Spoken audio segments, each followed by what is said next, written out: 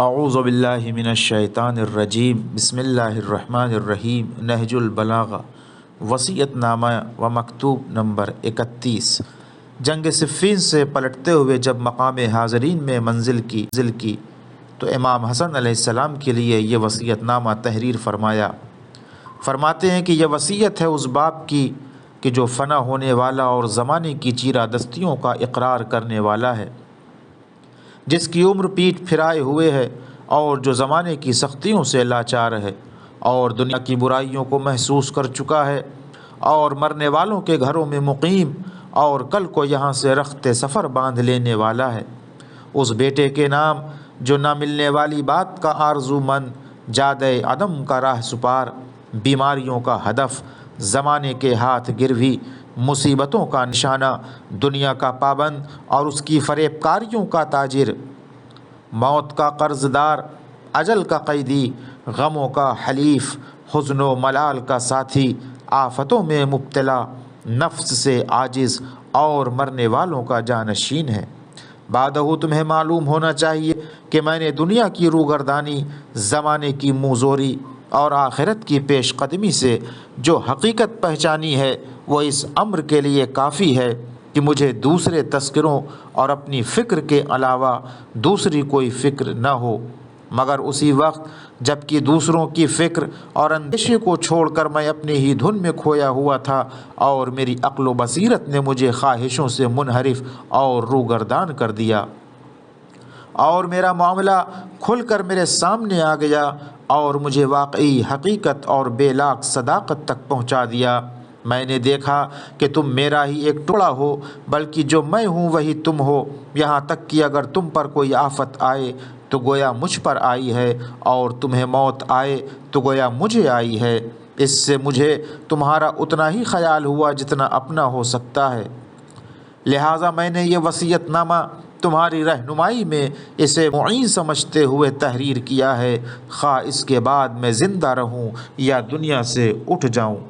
میں تمہیں وصیت کرتا ہوں کہ اللہ سے ڈرتے رہنا، اس کے احکام کی پابندی کرنا، اس کے ذکر سے قلب کو آباد رکھنا اور اسی کی رسی کو مضبوطی سے تھامے رہنا۔ تمہارے اور اللہ کے درمیان جو رشتہ ہے اس سے زیادہ مضبوط رشتہ ہو بھی کیا سکتا ہے، بشرطے کی مضبوطی سے اسے تھامے رہو، واز و پند سے دل کو زندہ رکھنا اور زہد اس کی خواہشوں کو مردہ، یقین سے اسے سہارا دینا اور حکمت سے اسے پرنور بنانا، موت کی یاد سے اسے قابو میں کرنا، فنا کے اقرار پر اسے ٹھہرانا، دنیا کے حادثے اس کے سامنے لانا، گردش روزگار سے اسے ڈرانا، گزرے ہوئوں کے واقعات اس کے سامنے رکھنا، تمہارے پہلے والے لوگوں پر جو بیتی ہے اسے یاد دلانا، ان کے گھروں اور کھنڈروں میں چلنا پھرنا اور دیکھنا کہ انہوں نے کیا کچھ کیا، کہاں سے کوچ کیا، کہاں اترے اور کہاں ٹھہرے ہیں۔ دیکھو گے تو تمہیں صاف نظر آئے گا کہ وہ دوستوں سے منہ موڑ کر چل دیے ہیں اور پردیس کے گھر میں جا کر اترے ہیں، اور وہ وقت دور نہیں کہ تمہارا شمار بھی ان میں ہونے لگے، لہذا اپنی اصل منزل کا انتظام کرو اور اپنی آخرت کا دنیا سے سودا نہ کرو۔ جو چیز جانتے نہیں ہو اس کے متعلق بات نہ کرو، اور جس چیز کا تم سے تعلق نہیں اس کے بارے میں زبان نہ ہلاؤ۔ جس راہ میں بھٹک جانے کا اندیشہ ہو اس راہ میں قدم نہ اٹھاؤ، کیونکہ بھٹکنے کی سرگردانیاں دیکھ کر قدم روک لینا خطرات مول لینے سے بہتر ہے۔ نیکی کی تلقین کرو تاکہ خود بھی اہل خیر میں محسوب ہو، ہاتھ اور زبان کے ذریعے برائی کو روکتے رہو، جہاں تک ہو سکے بروں سے الگ رہو، خدا کی راہ میں جہاد کا حق ادا کرو اور اس کے بارے میں کسی ملامت کرنے والے کی ملامت کا اثر نہ لو۔ جہاں حق ہو سختیوں میں پھاند کر اس تک پہنچ جاؤ، دین میں سوجھ بوجھ پیدا کرو، سختیوں کو جھیل لے جانے کے خوگر بنو۔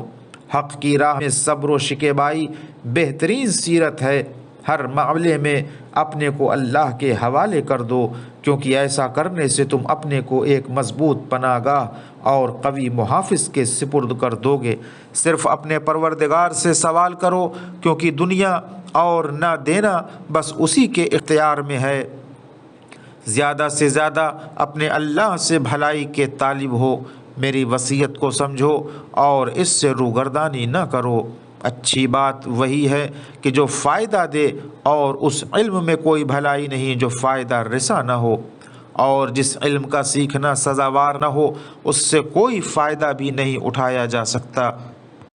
اے فرزند، تمہیں معلوم ہونا چاہیے کہ کسی ایک نے بھی اللہ کی تعلیمات کو ایسا پیش نہیں کیا جیسا رسول اللہ نے، لہٰذا ان کو بطیب خاطر اپنا پیشوا اور نجات کا رہنما مانو۔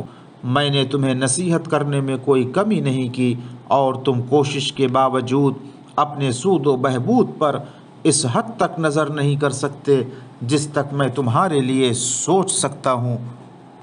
اے فرزند، میری وصیت کو سمجھو اور یہ یقین رکھو کہ جس کے ہاتھ میں موت ہے اسی کے ہاتھ میں زندگی بھی ہے، اور جو پیدا کرنے والا ہے وہی مارنے والا بھی ہے، اور جو نیست و نابود کرنے والا ہے وہی دوبارہ پلٹانے والا ہے، اور جو بیمار ڈالنے والا ہے وہی صحت عطا کرنے والا ہے، اور بہرحال دنیا کا نظام وہی رہے گا جو اللہ نے اس کے لیے مقرر کر دیا ہے۔ نعمتوں کا دنیا ابتلا اور آزمائش میں ڈالنا اور آخرت میں جزا دینا، یا وہ کہ جو اس کی مشیت میں گزر چکا ہے اور ہم اسے نہیں جانتے، تو جو چیز اس میں کی تمہاری سمجھ میں نہ آئے تو اسے اپنی لا علمی پر محمول کرو، کیونکہ جب تم پہل پیدا ہوئے تھے تو کچھ نہیں جانتے تھے، بعد میں تمہیں سکھایا گیا، اور ابھی کتنی ہی ایسی چیزیں ہیں کہ جن سے تم بے خبر ہو کر ان میں پہلے تمہارا ذہن پریشان ہوتا ہے اور نظر بھٹکتی ہے، اور پھر انہیں جان لیتے ہو۔ لہٰذا اسی کا دامن تھامو جس نے تمہیں پیدا کیا اور رزق دیا اور ٹھیک ٹھاک بنایا، اسی کی بس پرستش کرو، اسی کی طلب ہو اور اسی کا ڈر ہو۔ اے فرزند، یاد رکھو تم آخرت کے لیے پیدا ہوئے ہو، نہ کہ دنیا کے لیے۔ فنا کے لیے خلق ہوئے ہو، نہ بقا کے لیے۔ موت کے لیے بنے ہو، نہ حیات کے لیے۔ تم ایک ایسی منزل میں ہو جس کا کوئی ٹھیک نہیں، اور ایک ایسے گھر میں ہو جو آخرت کا ساز و سامان مہیا کرنے کے لیے ہے، اور صرف منزل آخرت کی گزرگاہ ہے۔ تم وہ ہو کہ جس کا موت پیچھا کیے ہوئے ہے، جس سے بھاگنے والا چھٹکارا نہیں پاتا، کتنا ہی کوئی چاہے اس کے ہاتھ سے نہیں نکل سکتا، اور وہ بہرحال اسے پا لیتی ہے۔ لہٰذا ڈرو اس سے کہ موت تمہیں ایسے گناہوں کے عالم میں آ جائے جن سے توبہ کے خیالات تم دل میں لاتے تھے، مگر وہ تمہارے اور توبہ کے درمیان حائل ہو جائے۔ ایسا ہوا تو سمجھ لو کہ تم نے اپنے نفس کو ہلاک کر ڈالا۔ اے فرزند، یقین رکھو کہ رزق دو طرح کا ہوتا ہے، ایک وہ کہ جس کی تم جستجو کرتے ہو، اور ایک وہ جو تمہاری جستجو میں لگا ہوا ہے۔ اگر تم اس کی طرف نہ جاؤ گے تو بھی وہ تم تک آ کر رہے گا، ضرورت پڑنے پر گڑ گڑاتا اور مطلب نکل جانے پر کج خلقی سے پیش آنا کتنی بری عادت ہے۔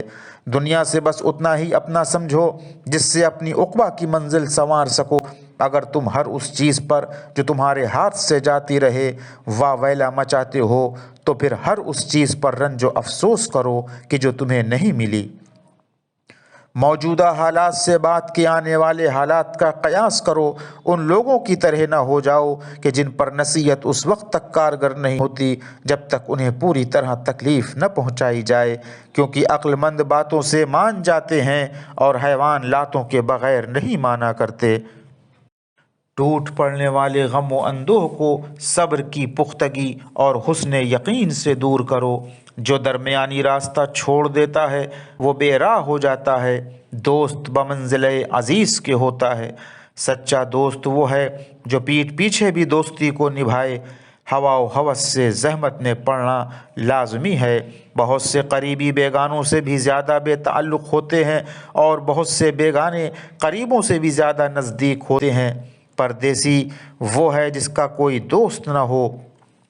جو حق سے تجاوز کر جاتا ہے اس کا راستہ تنگ ہو جاتا ہے، اور جو اپنی حیثیت سے آگے نہیں بڑھتا اس کی منزلت برقرار رہتی ہے۔ تمہارے ہاتھوں میں سب سے زیادہ مضبوط وسیلہ وہ ہے جو تمہارے اور اللہ کے درمیان ہے۔ جو تمہاری پرواہ نہیں کرتا وہ تمہارا دشمن ہے۔ جب حرص و طمع تباہی کا سبب ہو تو مایوسی ہی میں کامرانی ہے۔ ہر عیب ظاہر نہیں ہوا کرتا، فرصت کا موقع بار بار نہیں ملا کرتا۔ کبھی آنکھوں والا صحیح راستہ کھو دیتا ہے اور اندھا صحیح راستہ پا لیتا ہے۔ برائی کو بس پسے پشت ڈالتے رہو، کیونکہ جب چاہو گے اس کی طرف بڑھ سکتے ہو۔ جاہل سے علاقہ توڑنا عقل مند سے رشتہ جوڑنے کے برابر ہے۔ جو دنیا پر اعتماد کر کے مطمئن ہو جاتا ہے، دنیا اسے دغا دے جاتی ہے، اور جو اسے عظمت کی نگاہوں سے دیکھتا ہے وہ اسے پست و ذلیل کرتی ہے۔